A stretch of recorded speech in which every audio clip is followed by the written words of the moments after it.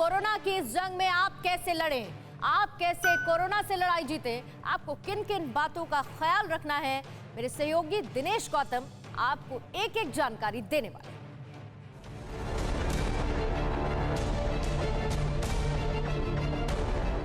इनमें से ज्यादातर सवालों के जवाब आज आपको मिल जाएं, हमारी कोशिश है। कोरोना टेस्ट कब कराना है, कब आपको कोरोना टेस्ट के लिए जाना चाहिए, यह जरा पहले देख लीजिए। अगर आपको बुखार है, सांस लेने में परेशानी है, बदन दर्द है, असल में शुरुआत ऐसे होती है, बुखार, बदन दर्द, स्वाद और खुशबू का गायब होना, चिल्स देकर बुखार आना, मतलब ठंड लगते हुए बुखार आना, और सांस लेने में परेशानी। अगर ये आपको कोई एक लक्षण या इनमें से कुछ लक्षण या सभी लक्षण महसूस होते हैं तो आपको टेस्ट कराना है। अब टेस्ट कराना है तो टेस्ट कौन सा कराना है, जरा ये भी देख लीजिए।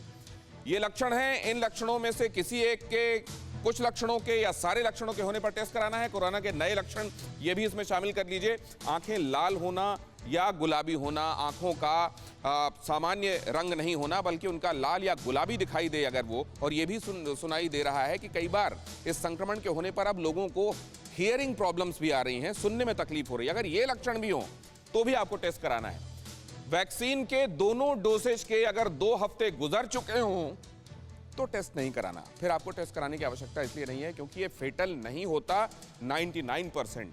कोरोना वायरस के अगर कोई लक्षण नहीं दिखाई दे रहे हैं तो आपको टेस्ट नहीं कराना। सबसे पहले आप ये समझ लें टेस्ट कब कराना है, कब नहीं कराना। कराने वाली स्थिति मैंने आपको बताई, नहीं कराने वाली स्थिति भी देख लें।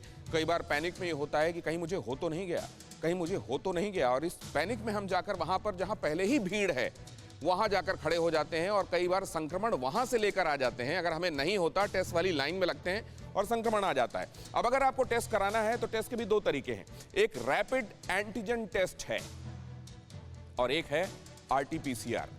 रैपिड एंटीजन, रैपिड जैसा नाम बता रहा है, ये तुरंत आपको परिणाम दे देता है। ये एंटीजन देखता है, अगर एंटीजन आपके शरीर में उस वायरस वाले हैं तो आपको ये पॉजिटिव रिपोर्ट देता है, लेकिन कई बार ये एरोनियस होता है, कई बार इसमें एरर्स देखने को मिलती हैं। लेकिन अगर आपको लक्षण है और इसने पॉजिटिव बताया तो आप पॉजिटिव मानिए अपने आप को।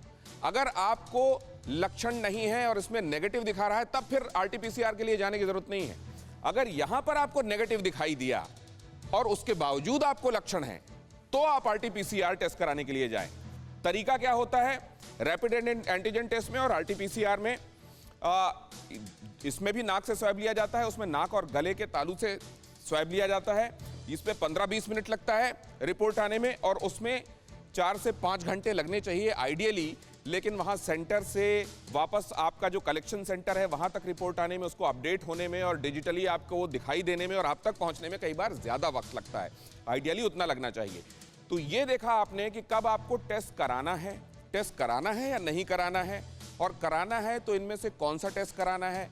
रैपिड एंटीजन टेस्ट पर आपको कब डाउट करना चाहिए और कब आरटीपीसीआर के लिए जाना चाहिए, ये भी आपने देख लिया।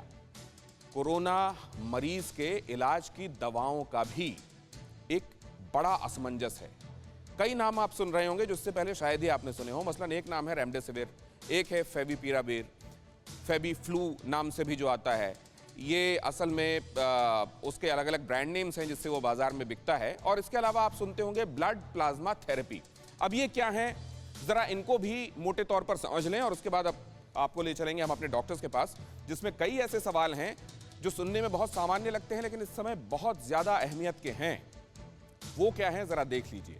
अभी आपको हमने ये दिखाया कि ये दवाइयां कौन कौन सी हैं और उनका कब इस्तेमाल होना चाहिए। जैसे मैंने आपको बताया रेमडेसिविर, रेमडेसिविर तब ली जाती है जब आपको 4-5 दिन हो गए हों, बुखार में आपको आराम नहीं मिल रहा हो, लक्षण आपके परसिस्ट कर रहे हों, उसके बाद डॉक्टर्स उस वायरस का रेप्लिकेशन रोकने के लिए रेमडेसिविर देते हैं। ये लाइफ सेविंग हो ये जरूरी नहीं है, लेकिन हाँ रिकवरी में आपको मदद देती है। फेविपिराविर ये शुरुआत के 72 घंटों में अगर आप इसको लेते हैं डॉक्टर्स की निगरानी में, आपको अपने आप नहीं लेना है, डॉक्टर्स आपको सजेस्ट करेंगे अगर फेविपिराविर लेने के लिए, तो शुरुआत में ये इफेक्टिव मानी जाती है। और ब्लड प्लाज्मा थेरेपी ये भी डॉक्टर्स ही आपको बताते हैं अगर आपको लेना है। किसी ऐसे व्यक्ति जिसको पहले संक्रमण हुआ होता है और उसमें क्योंकि एंटीबॉडीज अब डेवलप हो चुकी हैं तो उसके प्लाज्मा को लिया जाता है और उस प्लाज्मा को रोगी के शरीर में डाला जाता है और इस तरीके से उसको मदद दी जाती है ट्रीटमेंट के उस लेवल तक आने में जहां पर वो ट्रीटमेंट रिसीव करके खुद को स्वस्थ कर सकता है। लेकिन इस सब झमेले से अगर आपको बचना है, इन तमाम झमेलों से, तो एक ही तरीका है, कि आप सावधानी रखें, बचाव करें। और बचाव के तरीके क्या हैं? बचाव के तरीके ये हैं जो आप इतने बार सुन चुके हैं कि हो सकता है अब आपके लिए ये क्लीशे हो गए हों। और कई बार जब हम कोई एक चीज़ सुनते हैं तो उसकी इफेक्टिविटी, उसका जो प्रभाव पूर्णता है वो खत्म हो जाता है। लेकिन आप ध्यान रखिए कि इसको मंत्र की तरह उच्चारण नहीं करना है। ऐसा नहीं करना है कि शिकारी आता है, जाल फैलाता है, दाने का लोभ दिखाता है, जाल में नहीं फंसना चाहिए, कहते हुए भी पंछी जाल में फंस जाते हैं। आप ये ध्यान रखिएगा कि मास्क पहनना है तो पहनना है, हाथ धोते रहना है तो कुछ कुछ देर में आपको हाथ धोते रहना है और बगैर धुले हुए हाथों को मुंह में कतई नहीं लगाना है। सोशल डिस्टेंसिंग का पालन करना है, लोगों में मिक्सअप नहीं होना है, भीड़ भाड़ वाले इलाकों में नहीं जाना है।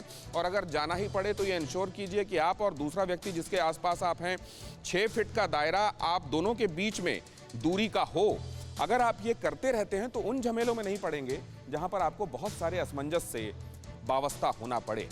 बचाव ही तरीका है, कोई भी स्ट्रेन हो। फिक्र आपकी, सोमवार से शुक्रवार रात 9 बजे सिर्फ TV9 भारतवर्ष पर।